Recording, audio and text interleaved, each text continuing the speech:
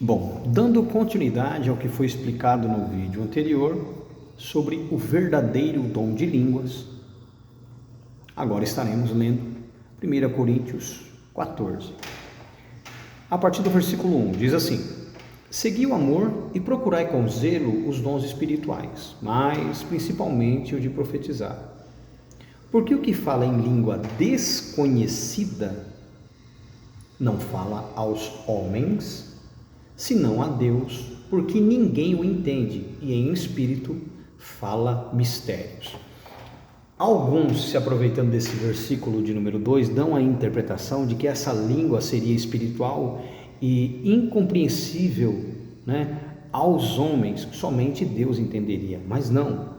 Aqui Paulo está falando com a igreja. Então o que ele queria dizer é que aqueles que estavam na igreja, os homens que ali estavam, não entenderiam, somente Deus entenderia. Por quê? Eles estariam falando em outro idioma, desconhecido dos locais, daqueles que estão ali congregando. Vamos dar continuidade. O que profetiza fala aos homens para edificação, exortação e consolação.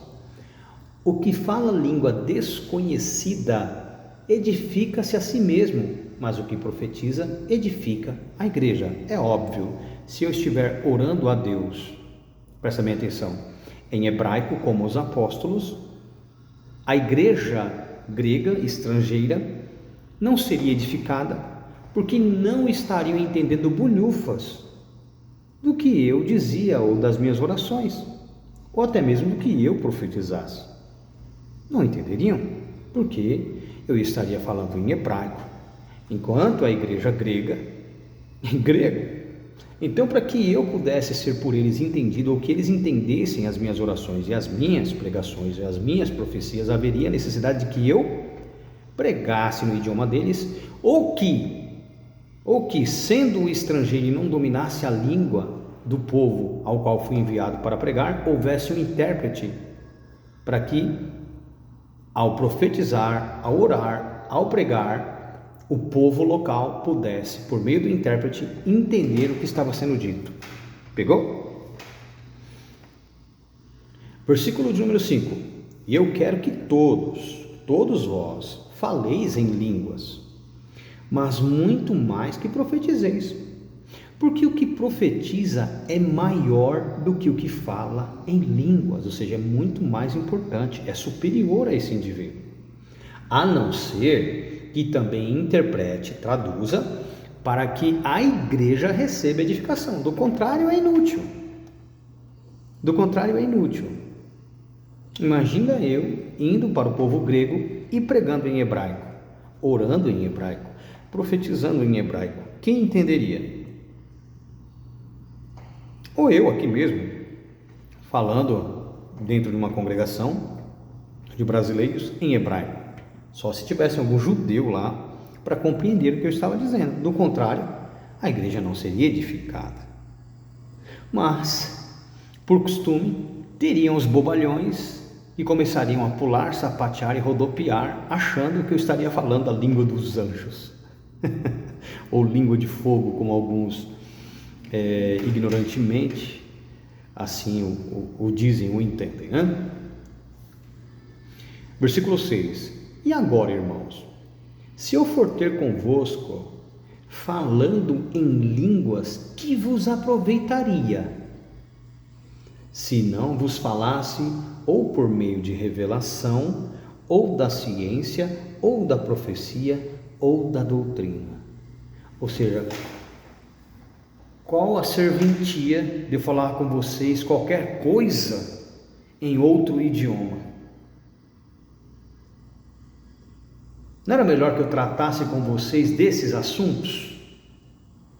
Revelação, trouxesse alguma revelação, ciência, alguma coisa para aumentar a vossa capacidade intelectual, ou da profecia, falaria algo que aconteceria, ou doutrina, algo que te modelasse, que te corrigisse no seu idioma. Então vamos lá, versículo de número 7. Da mesma sorte Se as coisas inanimadas que fazem som, instrumento musical, por exemplo, seja uma flauta, seja a cítara, não formarem sons distintos, ou seja, melodias compreensíveis, como se conheceria o que se toca com a flauta ou com a cítara? Você entendeu o que Paulo disse?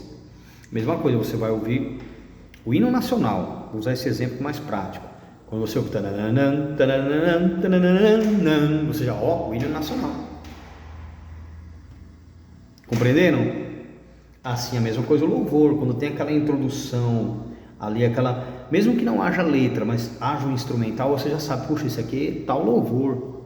Então o Paulo está dizendo que o que adianta um flautista chegar lá, soprar algo e você não compreender aquele som, você não vai saber de que música se trata. Então tem que ter os acordes, a combinação dos sons forma a musicalidade que vai te trazer à memória a letra, ou saber-se qual é aquela música. Então Paulo está dizendo, olha, o indivíduo que chega falando numa língua estrangeira aos locais não tem serventia nenhuma, é como se fosse um instrumento sendo tocado por algo que não é compreendido, que não se forma sons distintos aos quais os ouvintes possam identificar de que música se trata. Pegaram? Vamos dar continuidade. Versículo 8. Porque se a trombeta der som incerto, quem se preparará para a batalha naquele tempo? Ao som, da trombeta se saberia. Olha, preparem-se, ou então vamos para a batalha, olha, estão sendo invadidos. Isso era reconhecido por toque. E Paulo toca nesse assunto. Versículo 9. Assim também vós, se com a língua não pronunciardes palavras bem inteligíveis, ou seja, compreensivas aos ouvintes, como se entenderá o que se diz? Porque estareis como que falando ao ar, à toa, inutilmente, porque naquela época não tinha esse mover imbecil, que nós vemos hoje, que eles chamam de movimento pentecostal, aonde os tais, movidos por uma frenesia ou possuídos por algum demônio, ou na carnalidade, na empolgação, sapateiam, rodopiam, se jogam no chão, rolam e ficam falando palavras incompreensíveis, palavras aleatórias, e pensam que isso é um dom, que eles estão sendo movidos pelo Espírito Santo a falar uma língua de anjos, uma língua de fogo. Versículo 10. Há, por exemplo, tanta espécie de idiomas no mundo e nenhum deles é sem significação. Olha que coisa! Mas se eu ignorar o sentido do idioma, da fala, serei bárbaro, estrangeiro para aquele a quem falo, e o que fala será bárbaro, estrangeiro para mim. Então, se na minha voz, meu idioma, alguém não entender o que eu estou dizendo, eu sou o quê? Um bárbaro, um estrangeiro para ele, e ele para mim. Não vai haver comunicação. Vocês entenderam? Uma confusão de línguas. Vamos lá. 11. Mas se eu ignorar o sentido da voz, serei bárbaro, estrangeiro para aquele a quem falo, e o que fala será bárbaro para mim, estrangeiro para mim. Assim também vós, como desejais dons espirituais, procurai abundar neles para a edificação da igreja. E o que edifica a igreja é ouvir o evangelho, a ciência, a doutrina, a revelação, a profecia na língua deles. Do contrário, é inútil, a não ser que tenha um intérprete. Versículo 13. Por isso, o que fala em línguas desconhecidas, em outro idioma, ore para que o possa interpretar. Então, se você ora em outro idioma, se você é um estrangeiro ao povo, ore a Deus para que Ele te dê a interpretação, ou seja, te dê a capacidade de traduzir o que você está dizendo na sua língua no idioma endereçado para aqueles ouvintes estrangeiros que estão te ouvindo. Não sai daí, esse vídeo continua.